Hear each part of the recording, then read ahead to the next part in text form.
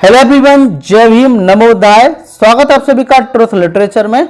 और आज की वीडियो में हम डिस्कस करेंगे बहिष्कृत व्यक्ति अछूत कब बने, जो कि अध्याय नंबर 16 है, अछूत कौन और कैसे, जो कि लास्ट अध्याय है इस पुस्तक का।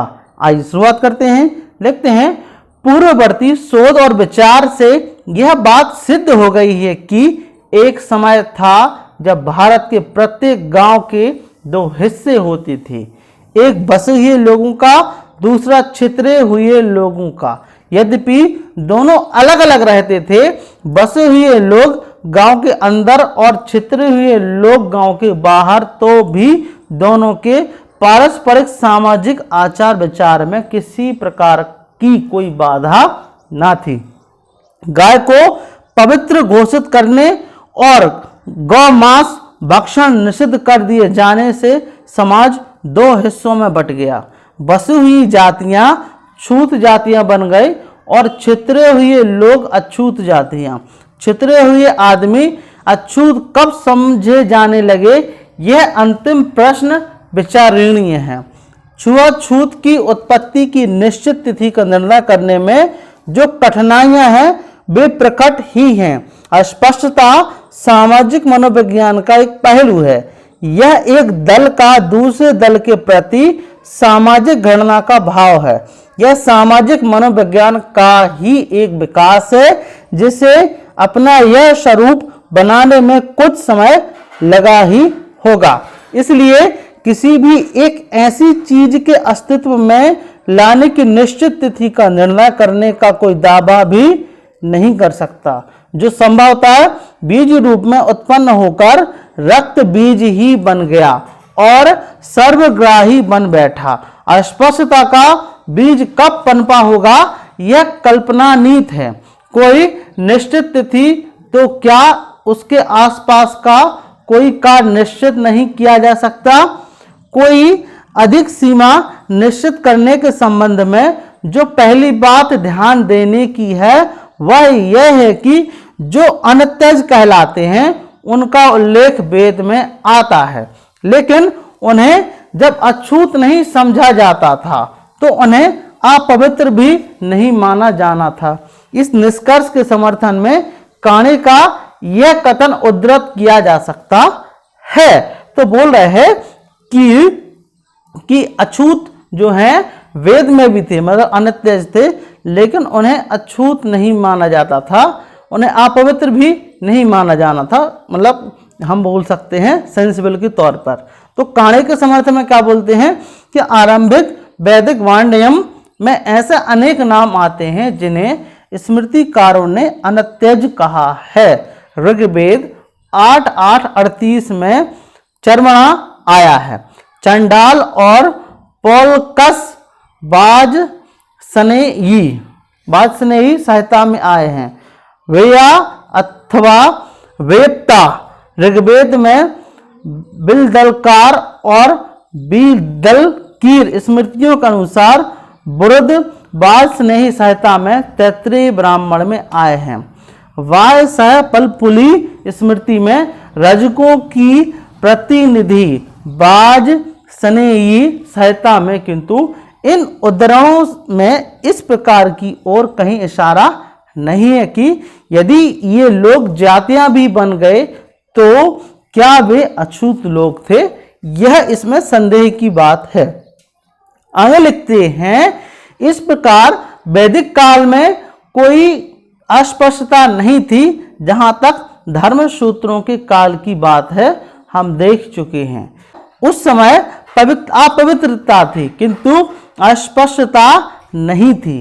क्या मनु के समय में अस्पष्टता थी? इस प्रश्न का बिना सोचे समझे उत्तर नहीं दिया जा सकता। मनुस्मृति का एक श्लोक है जिसमें मनु का कथन है कि केवल 4 वर्ण हैं, 5वां वर्ण है ही नहीं। यह श्लोक एक पहेली का रूप के लिए हुए हैं। कौन कह सकता है कि इसका ठीक तात्पर्य क्या है? ऐसा प्रतीत होता है कि यह विवाद चातुर्वर्ण को लेकर किसी जाति के संबंध में रहा होगा। यह भी उतना ही स्पष्ट है कि विवाद का केंद्र बिंदु क्या रहा होगा। संक्षेप में कहना हो तो विषय यही था कि जाति विशेष को चातुर्वर्ण के भीतर स्वीकार किया जाए अथवा वह चातुर्वर्ण के बाहर पांचवी जाति मानी जाए। यह सब एकदम स्पष्ट है। अस्पष्ट तो यही है कि यह विवाद किस एक जाति के संबंध में है, इसलिए जिस जाति के संबंध में यह विवाद है मनु ने उसका विशेष रूप से उल्लेख नहीं किया। आगे लिखते हैं कि यह श्लोक इसलिए भी रहस्यमय अथवा गुणार्थक है क्योंकि मनु का निर्णय भी अस्पष्ट है। मनु का निर्णय है कि कोई पांचवा वर्ण नहीं है। यह कथन अभिधा में है जो हर किसी की समझ में आता है, लेकिन जब इस निर्णय को उस जाति विशेष पर लागू किया जाए जिसका दर्जा विवादग्रस्त था तो इसका क्या अर्थ होता है प्रकट ही है कि इसके लाक्षणिक अर्थ होते हैं। इसका यह भी अर्थ हो सकता है कि कोई पांचवा वर्ण नहीं है, इसलिए वह जाति विशेष इन्हीं चारों वर्णों में से किसी एक के अंतर्गत स्वीकार की जानी चाहिए। किंतु इसका यह भी अर्थ हो सकता है कि चार वर्ण चार ही होते हैं, पांचवा हो ही नहीं सकता, इसलिए उस जाति विशेष को एकदम चातुर्वर्ण के बाहर माना जाए। आगे लिखते हैं रूढ़िवादी हिंदू की परंपरागत व्याख्या है कि मनुस्मृति के उस उद्धरण का अछूतों से संबंध है। यह अछूतों का ही दर्जा था जो विवाद का विषय था और अछूतों के दर्जे के संबंध में ही मनु का यह निर्णय है। यह व्याख्या इतनी जटिल हो गई है कि इससे यह हुआ कि हिंदू दो वर्गों में विभाजित हो गए, सवर्ण हिंदू अथवा अवर्ण हिंदू, अर्थात अछूत चातुर्वर्ण से अलग है। प्रश्न है कि क्या यह मत ठीक है? मनु के इस श्लोक का तात्पर्य किससे है? क्या इसका तात्पर्य अछूतों से है? संभव है कि इस विषय की चर्चा का विचारणाधीन विषय में कोई संबंध अथवा मेल ना हो, लेकिन ऐसी बात नहीं है, क्योंकि यदि श्लोक का संबंध अछूतों से ही है तो इससे यह सिद्ध हो सकता है कि मनु के समय में छुआछूत थी। यह एक ऐसी अवस्था है जिसका विचारणीय विषय में सीधा संबंध है, इसलिए इस विषय को लेकर विवेचना करना ही होगा। आगे बाबा साहब अम्बेडकर लिखते हैं कि मेरा निश्चित मत है कि उक्त व्याख्या गलत है। मेरी मान्यता है कि इस श्लोक का अछूते से कोई संबंध नहीं है। मनु ने यह कहीं नहीं कहा कि वह कौन सी जाति थी जिसका दर्जा विवाद का विषय था और जिसके विषय में मनु ने अपना निर्णय लिया। क्या वह अछूतों की जाति थी अथवा यह कोई दूसरी जाति थी? अपने मत के समर्थन में कि इस श्लोक का अछूतों से कुछ भी संबंध नहीं है, मैं दो बातों पर निर्भर करता हूं। पहली बात तो यही है कि मनु के समय में छुआछूत नहीं थी। उस समय केवल अपवित्रता अशुचिता थी। चंडाल के प्रति मनु का भाव एकदम घृणा का है। वह चंडाल भी अपवित्र ही था। ऐसा होने पर इस श्लोक का किसी तरह भी जो अस्पष्टता से कोई संबंध नहीं हो सकता। दूसरी बात यह है कि हमारे पास इस बात के समर्थन में प्रमाण है कि इस श्लोक का संबंध अछूतों से नहीं दासों से है। इस मत का आधार नारद स्मृति के उस श्लोक की भाषा से है जिसका उद्धरण इसी पुस्तक के 7वें अध्याय में दिया गया है, जो बताया है, जहां छुआछूत का आधार पेशा कहा गया है। यह बात ध्यान देने की है कि नारद स्मृति दासों का पांचवा वर्ण मानकर उनका उल्लेख करती है। यदि नारद स्मृति में पांचवें वर्ण का अर्थ दास हो सकता है तो इसका कोई कारण नहीं है कि मनुस्मृति में पांचवें वर्ण का अर्थ दास ना हो। यदि तर्क ठीक है तो इससे यह कथन निरर्थक हो जाता है कि मनु के समय में अस्पष्टता थी और मनु अछूतों को वन व्यवस्था के अंतर्गत लेने को तैयार ना थे। इन कारणों से मनुस्मृति के इस श्लोक का संबंध अछूतपन से नहीं है और इसलिए यह मानने का कोई कारण नहीं है कि मनु के समय में छुआछूत थी, यहाँ पर लिख रहे हैं। इस प्रकार हम निश्चयात्मक रूप से अस्पष्टता के काल की ऊपरी सीमा का निर्णय कर सकते हैं। हम निश्चित रूप से कह सकते हैं कि मनुस्मृति में छुआछूत का आदेश नहीं दिया, तो भी एक महत्वपूर्ण प्रश्न बाकी रह जाता है कि मनुस्मृति का काल क्या है। इस प्रश्न के उत्तर के बिना एक सामान्य आदमी के लिए किसी विशेष काल में अस्पष्टता की होने के बारे में कुछ भी कह सकना कठिन है। मनुस्मृति के बारे में पंडितों में मतैक्य नहीं है। जो पंडित हैं वो उसका मत एक नहीं है। कुछ इसे अत्यंत प्राचीन मानते हैं और कुछ अत्यंत अर्वाचीन। सभी बातों पर विचार करके प्रोफेसर बुहलर ने मनुस्मृति का एक समय निर्धारित किया है जो सत्य प्रतीत होता है। प्रोफेसर बुहलर के अनुसार जो मनुस्मृति जिस रूप में हमें जो मिलती है ईसा की दूसरी शताब्दी के अस्तित्व में आई, मतलब दूसरी शताब्दी थी उसमें अस्तित्व में आई है। प्रोफेसर बुहलर ने ही मनुस्मृति के लिए इतना समीप का समय निश्चित नहीं किया।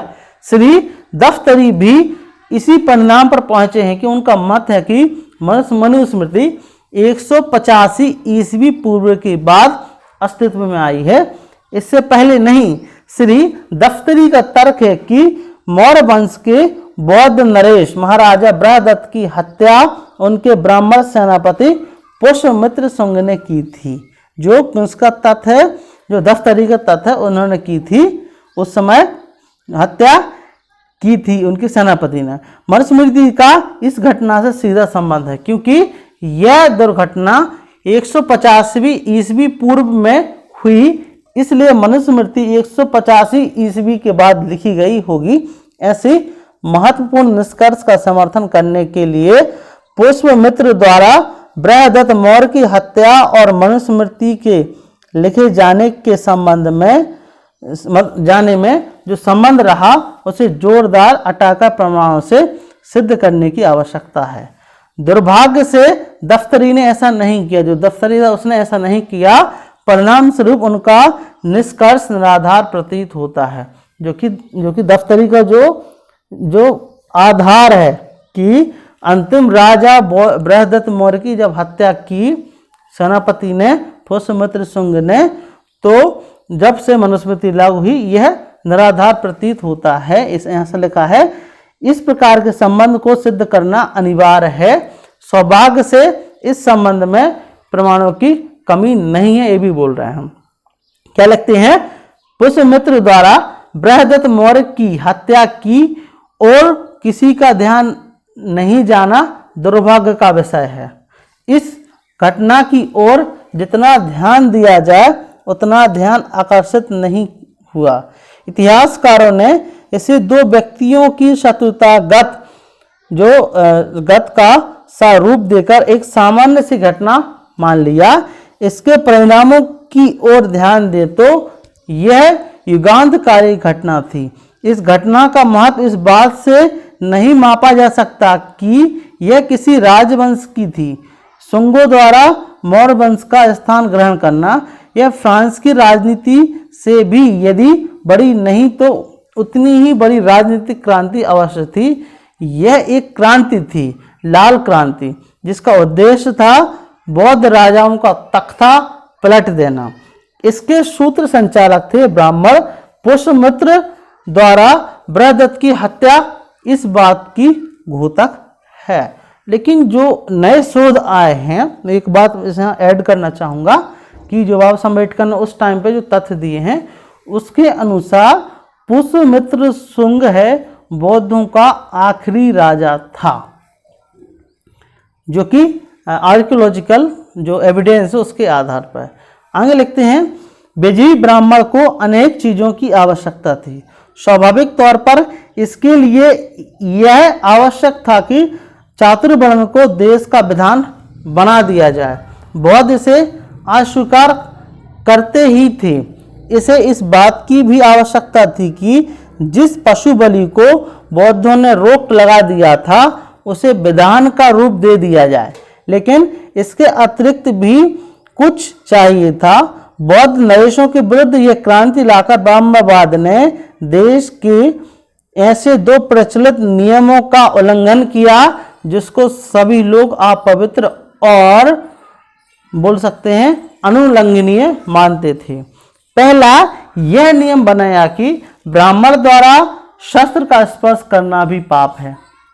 बनाए गए दूसरे नियम के अनुसार राजा का शरीर पवित्र था और राज हत्या करना पाप। विजयी ब्राह्मणवाद को अपने पापों का समर्थन करने के लिए एक पवित्र ग्रंथ की आवश्यकता थी। एक क्या पवित्र ग्रंथ की आवश्यकता थी जो सभी के लिए प्रमाण स्वरूप हो। मनुस्मृति की ओर ध्यान आकर्षित करने वाली विशेषता यह है कि वह न केवल चातुर्वर्ण को देश का विधान बताती है और न केवल पशु बलि को कानून की दृष्टि से उचित ठहराती है, किंतु यह भी बताती है कि ब्राह्मण को कब हाथ में शस्त्र लेना चाहिए और वह राजा की हत्या करके अधर्म नहीं करता। इस मामले में मनुस्मृति ने वह काम किया जो पहले किसी स्मृति ने नहीं किया। यह नितांत नया मार्ग विशुद्ध नवीन सिद्धांत है। मनुस्मृति को ऐसा करने की आवश्यकता क्यों पड़ी, इसका केवल एक ही उत्तर है कि पुष्यमित्र शुंग ने जो राज क्रांति की थी उसका दार्शनिक समर्थन किया जाए। पुष्यमित्र शुंग और मनुस्मृति के इस नए सिद्धांत के बीच यही प्रकट होता है कि मनुस्मृति 150वीं ईसा पूर्व के कुछ बाद में अस्तित्व में आई। मतलब 185 ईसा पूर्व कुछ बाद में। यह ऐसी तिथि है जो प्रोफेसर वुहलर की तिथि से बहुत दूर नहीं है। मनुस्मृति का काल निर्णय हो जाने पर हम कह सकते हैं कि दूसरी शताब्दी में अस्पष्टता नहीं थी। तो यह बाबा साहब अम्बेडकर ने बोला। अब हम अस्पष्टता की उत्पत्ति के निर्णय के बाद की सीमा की ओर ध्यान दें। इसके लिए हमें चीनी यात्री के प्रसंग को देखना होगा, जो कि हम नेक्स्ट वीडियो में डिस्कस करेंगे। जो हैंसांग और फायान दो चीनी यात्री थे, उस समय उन्होंने क्या देखा वह हम लास्ट वीडियो में देखेंगे इस चैप्टर का। तो आपको यहाँ तक ये वीडियो कैसा लगा प्लीज़ हमें कमेंट बॉक्स में ज़रूर बताएं, और यदि आप इस चैनल पर नए हैं तो प्लीज़ इसको सब्सक्राइब करें। साथ ही साथ इस वीडियो को ज़्यादा से ज़्यादा शेयर जरूर करें, अपने कमेंट जरूर रखें। Thank you very much, thanks for watching. जय भीम, जय भारत।